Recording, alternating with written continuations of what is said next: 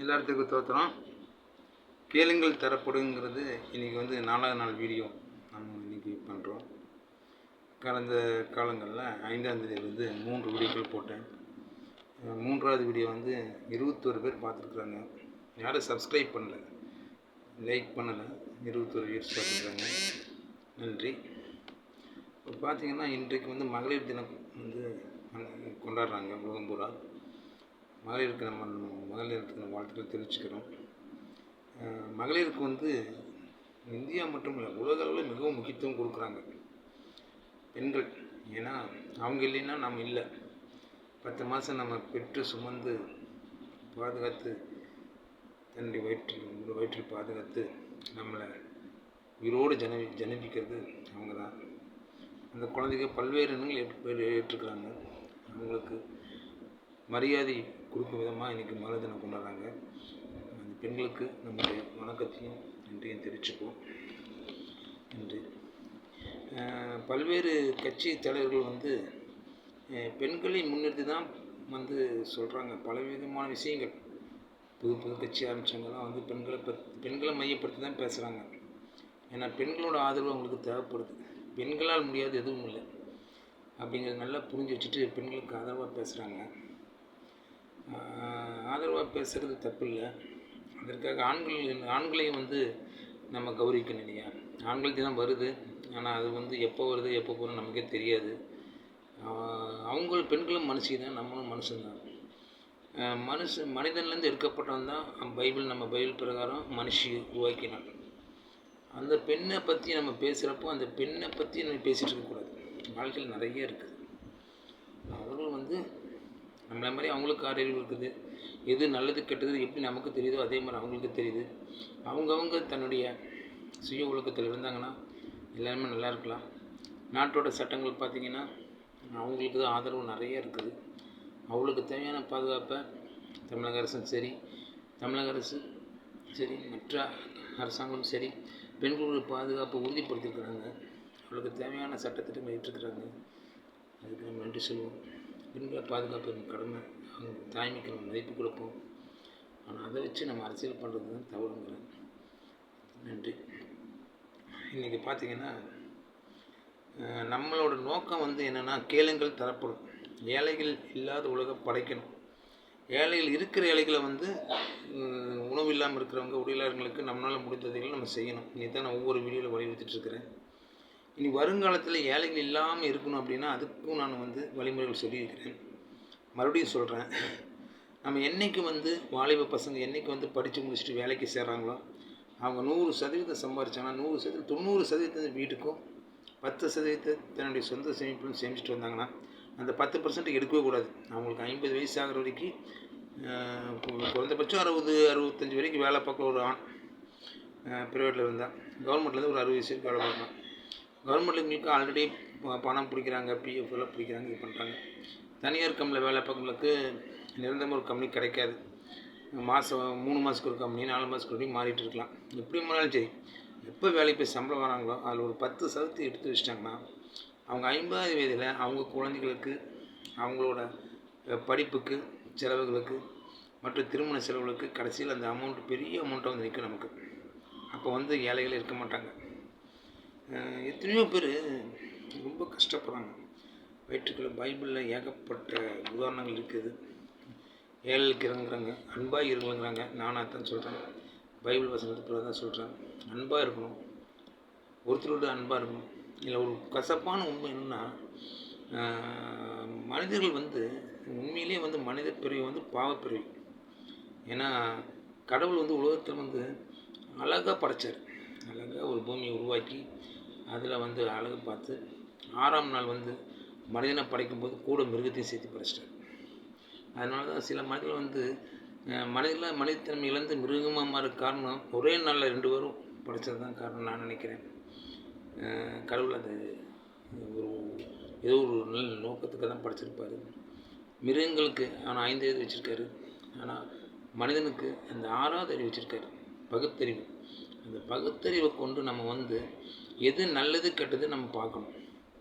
நல்லது கெட்டதை பார்த்து தான் நம்ம வந்து செய்யணும். அந்த கசப்பான உண்மை என்னென்னா நம்ம மனிதர்களுக்கு உதவி செய்கிறோம் பார்த்தீங்களா, உதவி செஞ்சிங்கன்னா நம்ம வந்து பிரதிபலன் பார்க்கவே கூடாது. பிரதிபலன் பார்த்து நம்ம உதவி செய்கிற உதவி வந்து கர்த்தருக்கு உகந்தது அல்ல. ஆண்டவருக்கு உகந்தது பிரதிபலன் பார்க்கறது ஆண்டவருக்கு உகந்தது அல்ல. பிரதிபலன் பார்க்காம செஞ்சால் தான் எந்த ஏதேனும் தோட்டத்துலேருந்து கடவுள் நம்ம அனுப்பிச்சி விட்டாரோ அதே ஏதேனும் தோட்டத்துக்கு நம்ம போக முடியும். கடவுளுக்குள்ள அதிகாரம் என்ன தெரியுங்களா? அவர் தான் நம்மளை படைச்சார், இந்த பூமியை நிலமெல்லாம் கொடுத்தாரு, எல்லாம் வச்சு நம்ம அனுப்பிச்சி விட்டாரு. நம்ம பாவத்தின் சம்பளம் மரணங்கிற மாதிரி நம்ம எப்போ சரியில்லையோ நம்ம காலி பண்ணி அவர்கிட்ட கூப்பிட்டு போயிடுவார். அவர்கிட்ட கூப்பிட்டு போகிறார். பாவ புனித்த மாதிரி நரகத்துக்கு போகலாம். நல்ல இப்போ அதை தவறு செய்கிறோம் இல்லையா, காலி பண்ணிட்டாலும் என்ன பண்ணுவோம், நரகத்துக்கு தான் போவோம், காலி பண்ணிடுவோம். இப்போ நம்ம இந்த உலகத்தில் வந்து வாழ முடியாது. நம்மளை நம்பி நம்ம மனைவி இருக்கிறாங்க, குழந்தை இருக்கிறாங்க. நமக்குன்னு இந்த உலகத்தில் ஒரு அங்கீகாரம் கிடைக்கணும். வாழும் வரை வந்து கௌரவத்தோடு வாழணும். அதுக்கு என்ன பண்ணணும் அப்படின்னா, நம்ம பாவம் செய்யக்கூடாது. நம்ம நல்லவனாக யார் நல்லவங்க அப்படின்னு பார்த்தீங்கன்னா, உலகத்தில் யாருமே நல்லவங்க இல்லை. உலகத்தில் வந்து உண்மையை சொல்கிறேன், யாருமே நல்லவங்க இல்லை. சந்தர்ப்பத்துக்கு தகுந்த மாதிரி மாறிப்பாங்க. ஏழை பணக்கார அப்படிங்கிற பிரிவு உலகத்தில் இருக்குது. இப்படி மனிதர்கள் வந்து பாகுபாடு பிடிச்சி தான் பார்ப்பாங்க. நம்ம ஒருத்தருக்கு உதவி செய்கிறப்போ வந்து பார்த்திங்கன்னா, பொதுவாக வந்து நம்ம சாத்தான் உண்மையிலேயே நம்ம உடம்புல எங்கே இருக்குன்னு தெரியுங்களா? சாத்தான் இருக்கிற நம்ம உடம்புல எங்கே இருக்குன்னு தெரியுங்களா? மூளையில் தான் இருக்குது. மனசு தான் வந்து கடவுள் இருக்கிற வந்து மனசு. கடவுள் வந்து மனசில் இருக்கார். நம்ம வந்து நிறைய விஷயங்களை பார்த்திங்கன்னா மூளை சொல் படிக்கிறது நடந்துக்கிறோம். ஏன் வந்து மதுபானம் குடிக்கூடாதுன்னு சொல்கிறாங்க அப்படின்னா, மதுபானம் குடிச்சிங்கன்னா மூளையோட வேலையை வந்து அதிகமாக வந்து ஊக்குவிக்கிறப்போ அவங்களுக்கு என்ன ஆகுன்னா, மூளையோட செயல்பாடு என்ன இருக்கோ அதை வச்சு தான் பேசுவாங்க. அது இப்படிலாம் பேச மாட்டான்னு கூட நம்ம ஆச்சரியப்படுவோம். அப்படிலாம் பேசுவாங்க. அது காரணம் வந்து மூளை தான் சாத்தான் தான் வந்து நம்மளை அழிக்கிறது. நம்ம மனசு வந்து கேட்டு பாருங்கள், அது என்றைக்குமே வந்து நல்லது தான் சொல்லும். இப்போ நீங்கள் சப்போஸ் மது அந்த போகிறீங்க அப்படின்னா, இந்த மாதிரி மது குடிக்க போகிறேன் அப்படின்னு முடிவு பண்ணி போகும்போது மனசுட்டு கேட்டு பாருங்கள், கண்டிப்பாக வந்து போய் குடின்னு சொல்லாது, வேண்டான்னு தான் சொல்லும். காரணம் என்ன? அதான் கடவுள். யார் ஒருத்தர் வந்து மூளை பேச்சுக்க மனசு கடவுள் பேச்சை கேட்டு நடக்கிறாங்களோ அவங்களுக்கு வந்து வாழ்க்கையில் நல்லது நடக்கும். உலகம் எப்படி இருந்துட்டு போகுது, அதை பற்றி நமக்கு கவலை இல்லை. யார் என்ன சொன்னாலும் நமக்கு அதை பற்றி பிரச்சனை இல்லை. நம்மளால் முடிஞ்ச அளவுக்கு நல்லது செஞ்சு நம்ம உயிர் போல தான் மற்றவரும். நமக்கு எப்படி உடம்புல ஆன்மா இருக்குதோ அதே மாதிரி எல்லாத்துக்கும் ஆன்மா இருக்குது, வாழ்க்கை இருக்குது, கஷ்டங்கள் இருக்குது, மேடு பள்ளங்கள் இருக்குது, எல்லாமே இருக்குது. எல்லாம் அவங்கவுங்களோட திறமையில் எப்படியோ வந்து ஓரளவுக்கு முன்னேறவங்க இருக்கிறாங்க. அந்த திறமை இருந்தும் அழிஞ்சு போகிறவங்க இருக்கிறாங்க. அவங்கள பார்த்து நம்ம வந்து கேவலமாக பேசக்கூடாது. ஏன் இப்படி அவனோட நிலைமையை வச்சு நம்ம இடப்படக்கூடாது. சரி, நடந்துருச்சு, இனிமேல் நடக்குது, நல்லதாக இருக்குது, நம்ம நல்லதாக தான் செய்யணும் ஒழிய தவறு எதுவும் செய்யக்கூடாது. கடவுள் வந்து இயேசுநாதர் வந்து ஒரு கணத்துக்கு காமிச்சா இன்னொரு கணத்துக்கு காமிங்க அப்படின்னு எடுத்து சொல்லியிருக்காரு. ஒருத்தர் வந்து நம்ம அடிக்கிறான்னு வைங்க, அடித்தா நம்ம கோபப்படாமல் நம்ம வந்து உன்னோட ஆசை அதானே, மனசில் கஷ்டம் அதானே, அதை இன்னொரு கணத்தையும் முன்னால் அடிச்சுக்கோ அப்படிங்கிறப்போ அவன் அடிக்கிறோம் என்ன பண்ணுவான், ஒரு எதிர்ப்பு இல்லைன்னா அவன் மனசு கஷ்டப்படும். எதிர்ப்பு இருந்தால் தான் மனசு வந்து அவனோட மூளை வந்து வேலை செய்யும், சாத்தான் வேலை செய்வான். நீ அடிக்கிறியான்ட்டு பெரிய பிரச்சனை பண்ணுவான், அதை வஞ்சம் செய்வான். அவன் அடிச்சுட்டு போயிட்டான்னா அவனை போய் நம்ம அடிச்சிட்டோமேனு மன வருத்தப்படுவான். ரெண்டாவது வந்து மறுபடியும் வந்து நமக்கு வந்து விரோதமான சிந்தனைகள் அவனுக்கு இருக்காது, அவன் ஒதுங்கி போயிடுவான். அவனை விட்டுறலாம், அவன் அடித்தாலும் வாங்கிக்கிறான்டா, அவன் வேண்டாண்டா பாவண்டான்னு போயிடுவான். அப்படிங்கிறப்போ நீங்கள் என்ன பண்ணுறீங்க, அந்த குரூர மனப்பான்மை நீங்கள் விடுதலையாயிருங்க. ஆனால் நீங்கள் திருப்பி உங்கள் எதிர்ப்பை காமிக்கும்போது அந்த குரூர மனப்பான்மை நீங்கள் சாகிற வரைக்கும் தோன்றுட்டே இருக்கும்.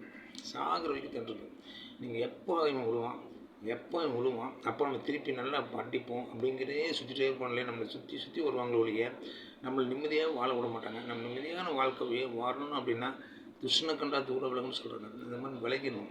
அதுதான் ஆண்டவர இயேசு கிறிஸ்து சொல்கிறாரு. அதுக்கப்புறம் நம்ம நடப்போம். நான் வந்து நிறைய பேர்த்துக்கு நல்லது செய்யணும், நிறையா பேர்த்துக்கு உதவி செய்யணும் விருப்பப்படுறேன். அது கண்டிப்பாக நிறைவேறும். நீங்கள் பாருங்கள், இந்த வீடியோ பார்க்குறீங்க பார்த்தீங்களா, என்னமோ பேசுகிறேன், என்னமோ ஒரு நேரம் பாருங்கள், நீங்களே ஆச்சரியப்படுற அளவுக்கு இதில் ஒரு முன்னேற்றம் வரும். பல்வேறு விதமான செய்திகளை நீங்கள் கேள்விப்படுவீங்க. ஏழைகளை உடை இல்லாமல் யாருமே இங்கே இருக்க மாட்டாங்க திருப்பூரை பொறுத்தளவுக்கு. அதான் திருப்பூர், இந்தியா, உலகம் அப்படி நிறைய இருக்குது. கஷ்டப்படுறாங்க, ரொம்ப கஷ்டப்படுறாங்க.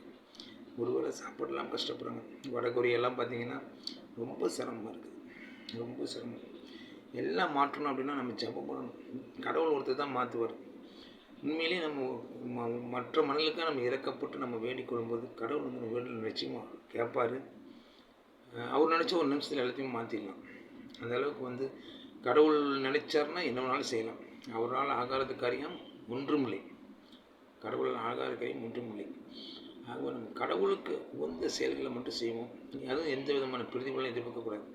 நமக்கு ஒரு தப்பே செஞ்சிருந்தாலும் நான் கஷ்டப்படுறப்போ உதவி செய்யாமல் இருந்தாலும், நம்ம நல்லா இருக்கிறப்போ அவன் திடீர்னு கஷ்டத்துக்கு போயிட்டானா, நம்ம கஷ்டப்படுறப்போ அவ்வளோ இருந்துச்சு நமக்கு செய்யலையே, நம்ம எதுக்கு செய்யணும் எதிர்பார்க்காம நம்ம தேடி போய் உதவி செய்யணும்.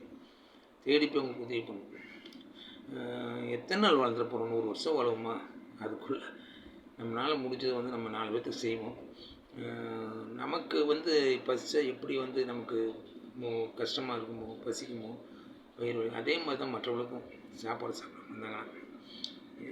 வழியில் பார்க்குறேன் நிறைய ஏழைகள், வயதானவங்கள்லாம் ரொம்ப சிரமப்படுறாங்க. அவங்களாம் பார்க்குறப்போ ரொம்ப கஷ்டமாக இருக்குது. என்னால் என்ன பண்ண முடியும்னு தெரியல. ஆனால் என்னால் பண்ண முடியும், எல்லாமே பண்ண முடியும்னு தோணுது. நான் கண்டிப்பாக பண்ணுவேன். இந்த வீடியோ பார்க்குற நீங்கள் எல்லாம் வந்து சப்ஸ்கிரைப் பண்ணுங்கள். சப்ஸ்கிரைப் பண்ணிங்கன்னா தான் நம்ம வந்து மேற்கொண்டு இந்த வீடியோ வந்து உங்களுக்கு வரும். அதை வந்து இங்கே செய்யுங்கிற நம்பிக்கையில் இருக்கிறேன். ஏழைகளற்ற உறவுகளை படிப்போம். அதே மாதிரி ஒவ்வொரு வீடியோவில் சொல்கிற மாதிரி ஒரு மனிதனுக்கு எவ்வளோ பெரிய கோடி இருந்தாலும் சரி, அவனுக்கு குடும்பத்துக்குன்னு செலவுக்கு வந்து ஒரு 5 கோடி இருந்தால் போதும். டெபாசிட்டில் மாதமான 3 லட்ச ரூபா வட்டி வரும். என்ன சாப்பிட்டாலும் உங்களுக்கு அந்த காசு தானே, வயிறு தான் நிறைப்போம். ஒரு ஜான் வயிற்று தான் நிறைக்க போகிறீங்க. அதுக்கு மேலே அதை செய்ய முடியுமா? முடியாது. 5 கோடிக்கு மேலே யாருமே வச்சுக்காதீங்க. அதுக்கு மேலே இருக்கிற பணத்தையெல்லாம் வந்து உங்களால் முடிஞ்சவங்க ஏழைகள் செய்யுங்க. உங்கள் கண்ணில் படுற ஏழைகள்னு 9 கோடி மக்கள் இருக்கிறாங்க. நீங்கள் கண்ணில் நிறைய பேர்த்து நான் பார்ப்பேன், நீங்கள் பார்க்கலாம், எல்லோரும் பார்ப்பேன். 9 கோடி மக்களும் பார்க்குறீங்க. 9 மக்கள் ஏழைகளை யார் பார்க்குறீங்களோ அப்போ மனம் ஒன்றி உங்களால் முடிஞ்ச அளவுக்கு ஒரு 20 ரூபாய்க்கு 2 தோசையாவது, இல்லை ஒரு தக்காளி சாப்பாடு 30 ரூபாய்க்கு ஏதோ ஒன்று வாங்கி கொடுத்துட்டு போங்க. கையில் காசு கொடுக்காதீங்க, யாருக்குமே கையில் காசு கொடுக்காதீங்க. உணவாக வாங்கி கொடுங்க. இல்லை கடைசிக்கு ஒரு 10 ரூபாய்க்கு பிஸ்கட் பாக்கெட்டாவது வாங்கி கொடுங்க. இல்லை 10 ரூபா இல்லையா 5 ரூபாய்க்காவது பிஸ்கட் பாக்கெட் வாங்கி கொடுங்க. வாங்கி கொடுத்து நீங்கள் போங்க. நம்ம ஏன் இவனுக்கு வாங்கி கொடுக்கணும்னு நினைக்காதீங்க. நமக்கு யார் எது செய்யட்டும் பரவாயில்ல, நம்மளால பிடிச்சிட்டு நம்ம இடத்துக்கு செய்வோம். அதுதான் வந்து உலகம் சொல்லுது, கடவுள் சொல்கிறாரு, பைபிள் சொல்லுது. எத்தனையோ பிரசங்கங்கள் வந்து பிரசங்கிக்கிறாங்க. இந்த பிரசங்கங்கள்லாம் நமக்கு மனதளவு நிறைவேற்றுறது. ஆனால் மனதுக்கு கீழே அதே ஆலயத்தில் வந்து எதுக்கு ஆலயத்துக்கு போகிறாங்க? கஷ்டங்கள், குடும்ப கஷ்டங்கள் தான் வராங்க. அவங்களுக்கு என்ன கஷ்டம் இருக்க போகுது? அது யாரால் வந்து கஷ்டம் யோசனை பாருங்கள். அதை தீர்க்க வந்து ஒரு மனிதரால் முடியுமா? நிச்சயமாக முடியாது. அதுக்கு வந்து அவன் உணரணும். அவன் வந்து பரிசுத்தத்தை உணரணும். அவர் அந்த பரிசுத்தமான் பேசுகிறாரு, அவர் ஆசீர்வதிச்சா நமக்கு அந்த பரிசுத்தம் கிடைக்கும் அப்படிங்கிறது வந்து உண்மையிலே வந்து நம்மளே ஏமாற்றிக்கிறது. இதன் மூலம் பலன் பெறுறது பார்த்திங்கன்னா புற்றுசில மாதிரி இருக்கிறாங்க. பார்த்திங்களா, பிரசங்கங்கள், உபதேசர்கள் எல்லோரும் புற்றுசில மாதிரி வந்துட்டாங்க. யாருமே வந்து உண்மையாக வந்து யாருமே வந்து சமுதாயத்துக்காக வந்து கடவுளுக்காக வந்து யாருமே பாடுபடுற மாதிரி எனக்கு தெரிஞ்சவருக்கு இல்லை. கண்டிப்பாக கிடையாது. 100% கிடையாது. 99% கூட சொல்ல மனசு இல்லை. 100% யாருமே உண்மையான ஊழியர்கள் யாருமே எனக்கு தெரியல. ஏன்னா உண்மையான ஊழியக்காரங்க வந்து வசதியாக இருக்க மாட்டாங்க. தன்னிட்டு இருக்கிறத வந்து அடுத்தவங்களுக்கு தானம் பண்ணுவாங்க. அடுத்தவங்கள்ட்ட காசு வாங்க மாட்டாங்க. அப்படியே வாங்கினாலும் அந்த காசு வந்து கோயிலுக்கு தான் கொடுப்பாங்க. ஆண்டவர் இருக்கக்கூடிய இடம் இது ஆலயம் இல்லைங்களா? கோயிலுக்கு ஆண்டவரை பற்றி தானே பேசுகிறீங்க. ஆண்டவரோட வீட்டுக்கு தான் நீங்கள் கொடுக்கணும். ஆண்டவர் வீட்டுக்கு கொடுக்காம நீங்கள் ப்ரேயர் ஹவுஸ்னு தனியாக சொந்த வீடு ஏற்படுத்திக்கிறீங்க. அதுக்கு எதுனா உங்களுக்காக தான் நீங்கள் சேமிக்கிறீங்க இல்லையா? மக்களுக்கு நீங்கள் நல்லது செய்யணும், நல்லது பண்ணணுங்கிறது உங்கள் திறமையால் நல்லா பேசுவீங்க. மயக்கம் அரசியல்வாதி மாதிரிலாம் பேசுவீங்க. சில பேர் டான்ஸ் கூட ஆடுறாங்களாமா. அதெல்லாம் பார்க்குறப்ப மனசு வேதனையாக தான் வருது. நமக்கு அறிவுறுத்தலுக்கு யாருமே இல்லை. நம்ம தான் இருக்கிறோம். அதான் சொல்கிறோம் பார்த்தீங்களா, ஒரு குடும்பம் அப்படின்னா மனைவி வந்து புருஷனுக்கு கீழ்ப்படியணும். இது மெயின் ஃபஸ்ட்டு பாயிண்ட்டு. கீழ்ப்படிஞ்சாலே போதும், அந்த குடும்பத்தில் பிரச்சனை வராது.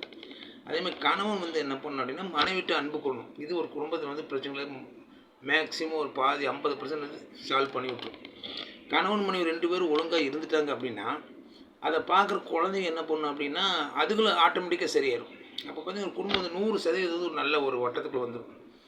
வந்த பின்னால் என்னாங்கன்னா அங்கே வந்து ஒரு கடவுளோட ஆசீர்வாதம் வந்து அவங்களுக்கு தங்கும். நம்மளால் முடிஞ்ச ஏழைக்கு செய்கிறப்போ ஏழைக்கு நம்ம செய்யும்போது தான் கடவுளுக்கு கடன் கொடுக்குன்னு சொல்கிறாங்களே, பைபிள்லேயே சொல்கிறாங்களே. இது எந்த பிரசங்கம் வந்து ஊக்குவிக்கிற மாதிரி தெரியல. எனக்கு கொடுக்காதீங்க ஏழைக்கு ஒன்று யாரும் சொல்ல மாட்டாங்க. ஏழைகளுக்கு கொடுக்கும்போது கடவுளுக்கு வந்து நம்ம கடன் கொடுத்த மாதிரி ஆயிடுச்சுங்களா. அப்போ என்ன ஆகும், கடவுள் நம்மளை தேடி வருவார். தேடி வர்றப்போ நம்ம வீடு என்னாகும், சாத்தான் வந்து வெளியே போயிடும். சாத்தான் வந்து உண்மையில் எங்கே இருக்குன்னு தெரியுங்களா? சாத்தான் இருக்கிற ரகசியம் தெரியுங்களா உங்களுக்கு? காரணம், ரீசன் ஒரு தப்பு பண்ணிட்டீங்கன்னு வைங்க, தப்பை வந்து தப்பு தான், நான் செஞ்சது தப்பு தான் நீங்கள் எந்த மனிதனும் ஒத்துக்க மாட்டான். இப்போ காலில் நம்ம வீட்டு முள்ளை போய் மிதிச்சிட்டோம்னா என்ன சொல்லுவோம், முள் குத்திருச்சுன்னு தான் சொல்லுவோம். நம்ம போய் கால் வச்சு அதை முள் இருக்குது ஓரமாக தான் இருக்கும். நம்ம அந்த வழியாக போனால் தப்பு, பார்த்து போயிருக்கணும். நம்ம தெரியாமல் போய் காலை வச்சு போட்டு முள் குத்திருச்சுன்னு சொல்கிறோம் பார்த்தீங்களா. அந்த மாதிரி காரணம் தான் சொல்லுவோம். என்றைக்குமே வந்து தன் மேலே இருக்கிற தவிர என்றைக்கு மனிதன் உணர்றானோ, என்றைக்கு ஒத்துக்கிறானோ, என்றைக்கு காரணம் ரீசன் சொல்லாமல் இருக்கானோ, அப்போது சாத்தான் கண்டிப்பாக அந்த வீட்டையும் அவனையும் விட்டு விலகிடும். கண்டிப்பாக வந்து அந்த வீட்டுக்கு வந்து ஆசீர்வாதம் தங்கும். எல்லோரும் நல்லா இருங்க. நான் யார்கிட்டையும் எந்த உதவியும் கேட்கல. என்னால் முடிஞ்சது நான் செய்ய போகிறேன். கண்டிப்பாக செய்வேன்னு தெரியும் எனக்கு. கண்டிப்பாக நிறைய செய்ய போகிறேன். கண்டிப்பாக செய்யாமல் நான் சாக மாட்டேன். கண்டிப்பாக இந்த உலகத்தில் வறுமையை ஒழிக்க போகிறேன். எல்லோரும் வந்து பர்சனல் ஆகணும். கடவுளுக்கு பயப்படணும். கடவுளுக்கு எப்போ பயப்பட ஆரம்பிக்கிறோமோ அப்போவே ஞானம் பிறந்துடும். ஞானத்தின் ஆரம்பம் கடவுளுக்கு பயப்படுறது தான். சும்மா உப்புக்கு கோயில் போகக்கூடாது, கோயிலுக்கு போய்ட்டு பேசிகிட்டு இருக்கக்கூடாது, சிரிச்சிட்டு இருக்கக்கூடாது, ஃபோனை பார்க்கக்கூடாது, எதுவும் பண்ணக்கூடாது. அந்த 1 மணி நேரம் 1.5 மணி நேரம் சர்ச்சு அப்படின்னா அந்த 1.5 மணி நேரம் வந்து ஆலயத்தில் வந்து நம்ம பங்கெடுத்துட்டு பாதிரியார் என்ன சொல்கிறாரு அப்படிங்கிற விவரங்களை கேட்கணும். பாதிரியார் என்ன சொல்கிறான்னு கேட்கும்போது வந்து நம்ம பாதிரியாரை பற்றி சிந்திக்கக்கூடாது, மற்றவங்களை பற்றி சிந்திக்கக்கூடாது. அவருடைய வார்த்தைகளை மட்டும்தான் பார்க்கணும். எந்த மனிதட்டுமே குற்றம் கண்டுபிடிக்கக்கூடாது. ஏன்னா எல்லா மனிதர்களுமே குற்றவாளிகள் தான். நீங்கள் குற்றத்தை கண்டுபிடிக்க ஆரம்பிச்சிங்கன்னா உங்கள்கிட்ட சாத்தான் வந்துட்டான்னு அர்த்தம். என்றைக்கு நீ மற்ற மனிதன் மேலே குற்றங்களை கண்டுபிடிக்காமல் இருக்கிறீங்களோ அன்றைக்கி ஆண்டவர் உங்கள்கிட்ட வந்திருக்கான்னு அர்த்தம். நன்றி. எல்லோரும் சப்ஸ்கிரைப் பண்ணுங்கள். நம்ம நாளைக்கு சந்திப்போம். எல்லாருக்கும் நன்றி.